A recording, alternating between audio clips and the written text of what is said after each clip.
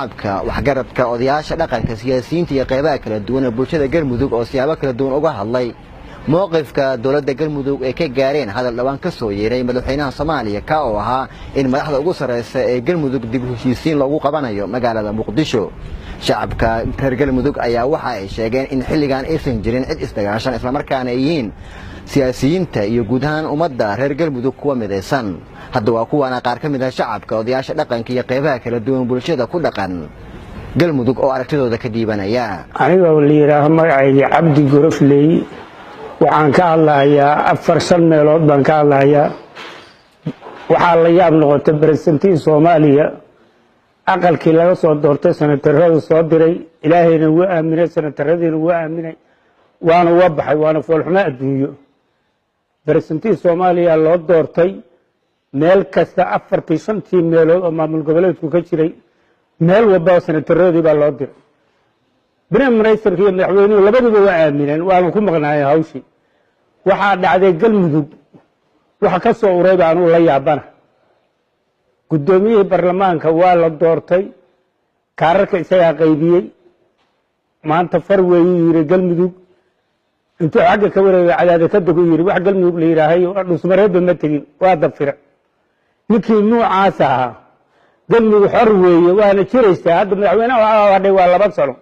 2 sano waxa laga rabaa aduu tasho ama qaatumo xuma ku dhamaysanaysa ama qaatuman waa u baxda sanataradii sharafkoodii iyo jirtaankoodii iyo magacoodiina waa ku tumatay tii bilaadannimadana waa ku tumatay tii Galmudugna waa ku tumatay. waxaan ku sheegayaa madaxweynaha waxaan leeyahay Soomaaliya ilaahay baad u dhaaratay magaca ilaahay baad waxa ku martay inaad garsoore ka noqotid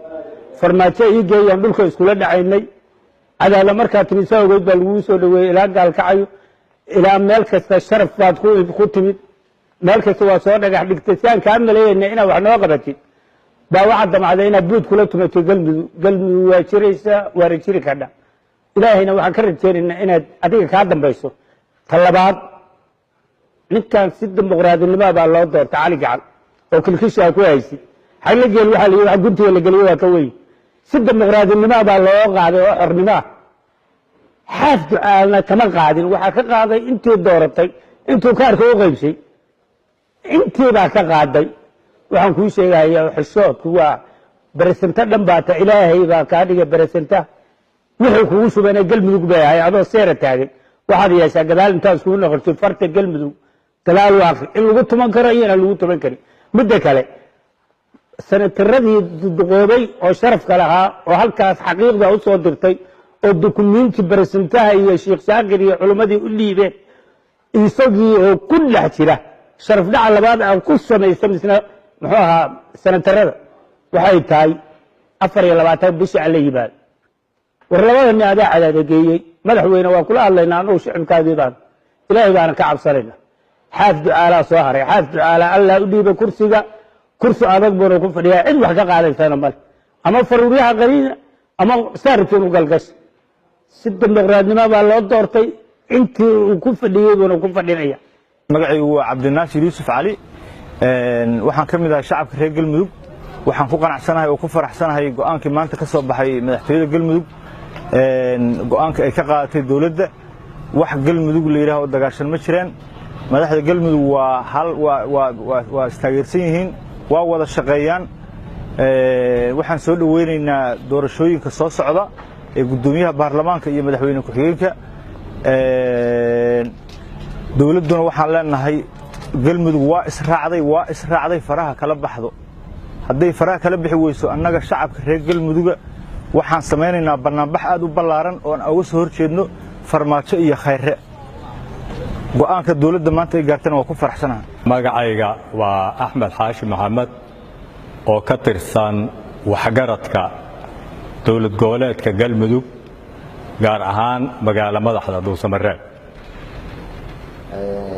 nabadon bal waxa ka warantaa fikirka ku aadan hadalka dhawaan ka soo yeeray madaxweynaha farmaajo ahaa in madaxda Galmudug ay yimaadaan Muqdisho si loo dhaxaadiyo arintaas fikirkayga haddaan ka dhiibta amaba sida loo badan yahay oo qabaan waxgaradka ama dadka aksarkooda waxaan anagu mar walbaba soo dhaweynaynaa wadajirka iyo midnimada Soomaaliyeed meel ay joogtaba dowlad goboleedka Galmudug boqolkiiba 200 bay soo dhaweynayaan hase ahaatee waxay u muuqataa iyadoo aan wax jawaaba oo xala ama isu dhawaadihi aynan ka imaanin communicatekii ka soo baxay iskaashiga golaha dowlad goboleedyada ee ku soo gabagabay magaaladii Kismaayo in maxaa la yiraahdaa lana og yahay Galmudug inay maalmo dhaweed ka soo cusboonaadeen qas iyo qalaanqal badan iyo dagaal aan loo baahnayn cid ku soo baxdo oo xalisay ama wax ka qabatana oo dawladda dhexe ka socota war iyo dhaqaaq midna aynan jirin haddana ay ku sugan yihiin magaalo madaxda dowlad goboleedka Galmudug ee Dhuusamareeb wafdi ka socda aqalka sare oo sanadka Soomaaliya oo ka soo dawladda ogeed soo bixitaankooda aana laga war sugin waxay kala soo kulmaan ama warbixin ka keenaan dowlad goboleedka loo diray Galmudug in fariin ayagiina khilaafsan wixii la sugayay oo nabadeynta iyo maslaxada ahaydna aan xal yiraahdaa lu ku lahayn ay ka soo baxdo madaxweynaha dowladda federaalka Soomaaliya mudane Maxamed Cabdullaahi Farmaajo waxaan u aragnaa inay tahay wicitaan aan wadadiisii ku socon oo qalad badani ka buuxo waayo way ahayd inuu sugo aqalka sare wixii jawaab la yimaadaan waana ay ahayd inuu golaha iskaashiga dowlad goboleedyada jawaab macquul ah iyo isu imaansho oo ka dhex abuuro midna iyadoo aynan jirin war hebelow imow waa hadal qalad badan ku jiro waxaan kaloo aaminsanahay qaabka wax loo casuumo oo la leeyahay dowlad goboleedka Galmudug khilaafaadkood hal la fiiriyo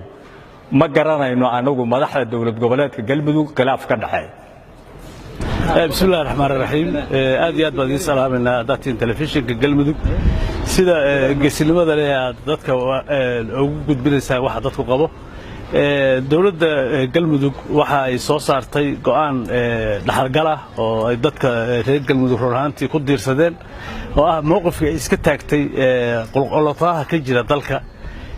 warqadii madaxweynaha ka soo baxday sida qaldan u qorayd ayay ka joogtay dowladda Galmudug waxaana la cadeeyay in Galmudug khilaaf ka jirin khilaaf Galmudug ka jira uu yahay mid dowladdu qasab ku abuurayso away dowladda ay qasab ku abuuraysa dowladdu waa dowladdeedii waa dowladdii ummadda ay dowladda u ahayd si qasab ah ay ammaan darrada iyo waxay qayb uga tahay iyo qolqolatada Galmudug ay rabto inay ka samayso sababtoo ah tusaale ah hadda kula hadlayo waxa nabad ka jirta gaalkacyo iyo tabaan inta u dhaxaysa iyo caawud iyo hobyo inta u dhaxaysa labadaas gudub weeye Galmudug inta la haysta mooyaane dadana waxay ahayd midnimada Galmudug loo soo dhabar adeegay nasiibka loogu helay inay ku midoobaan labadii garab isayay madax oo yihiin ay madax u ahaayeen Axmed Ducaale Gelle madaxweynaha Galmudug iyo ra'iisul wasaaraha Galmudug Sheekh Maxamed Shaakir oo gacmaha is haysta oo baarlamaankoodu gacmaha is haystaan oo majority lagu joogo magaalada madaxda la joogo oo nabad lagu haysto oo cidna taakuleen in maanta dawladdu isu soo qaawso waxay astaan u tahay qarannimada Soomaaliya hoggaankeeda oo aan rabin in Soomaaliya hana qaado oo dawladda Soomaaliya hana qaado rasmiyo waxa oo awal aan hore taariikhda soo maray markooda tahay hogaamiye Soomaaliyeed inuu u taag waayo midnimada ummadda Soomaaliyeed waxay wax caada laakiin hogaamiye ugu horeeyay ama dawladda ugu horeysay ee dad israaba inay kala findhicisho rabta oo kala furto nabad jirta inay dab ku shada rabto waxa weeye wax la qaadan karo ma ummadda Soomaaliyeed ee rabta in dhibaatada Soomaaliya ka baxdo rabta dawladda ka baxdo hor baa shisheeya soo dhaxgal dadka Soomaalida wax galka ama maamul goboleedka jooga waxa arrintaas qaawin ku soo baahan waxaan rabaa inaan waxaan kala rabaa inaan ka digno qolqolataha ammaan darro ee dawladdu ka abuurayso deegaanka ee xoogga ka diiso waxa ogtihiin hadii niman ay ku hayso adaado waardiyahoodii ayaa wadada u galay dad baa iska socdo wadada socdo walaa Galmudug waxay dawladdu ay go'aansatay inaan laga jawaabin ayadoo dadkaasi wax loo geystay waxaad ogtihiin hadii ay ku nooyahay xuduudka Itoobiya iyo Soomaalida ka dhaxeeya Galmudug ka dhaxeeya ama Soomaalida aan iraahdee waxa ka socda waxa weeye waa dagaal la abaabulay oo ilaa hadda si abaabulay hakada waan toodan leeyahay ummadda Soomaaliyeed diriraysa ee deegaanka ku diray waxa leeyahay cid idin maqna cilada idin ma qodna jidaal baa ku jirtaan adinka isku dhan waxa ka heshin doontaan hadda ha ku dirin oo dadka isku baabiinin oo nin kursi xamar fadhiya siyaasadeen qodobka kale muhiimka ah waxa weeye halkan waxaa noogu yimid senatarra noogu yimid marti ma ahayn waxay senataradii deegaanka uu hogaaminayay Cabdi Xasan Cawaale Qaybdiid senatadaas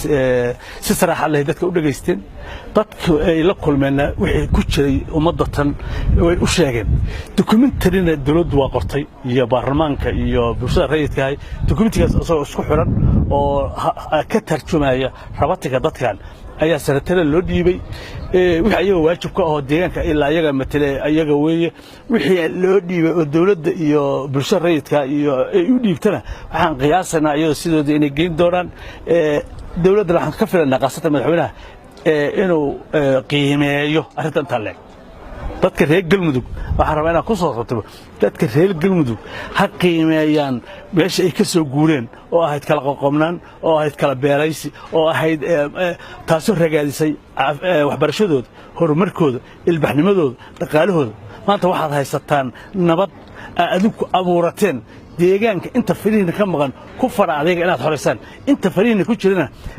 danley yeysa dumin waa hagaag daawadayaal kuwaasi waxay ahaayeen qaar ka mid ah shacabka siyaasiyiinta waxgaradka iyo qaybaha kala duwan bulshada reer galmudug oo fikirkooda ka dhiibanaya sida u arkaan go'aanka dawladda galmudug ay ka qaadatay hadal dhawaan ka soo yeeray madaxweynaha Soomaaliya ka oo ahaa in dawladda Soomaaliya ay dib u heshiisiin ugu sameyn doonto magaalada Muqdisho madaxda galmudug waxa ayna sheegeen shacabka sidaad arkayseenba in xilligan aysan jirin hogaamiyaasha ugu sareysa galmudug oo isdagaashan Cabdi Cali Guule galmudug TV magaalada Dhuusamareeb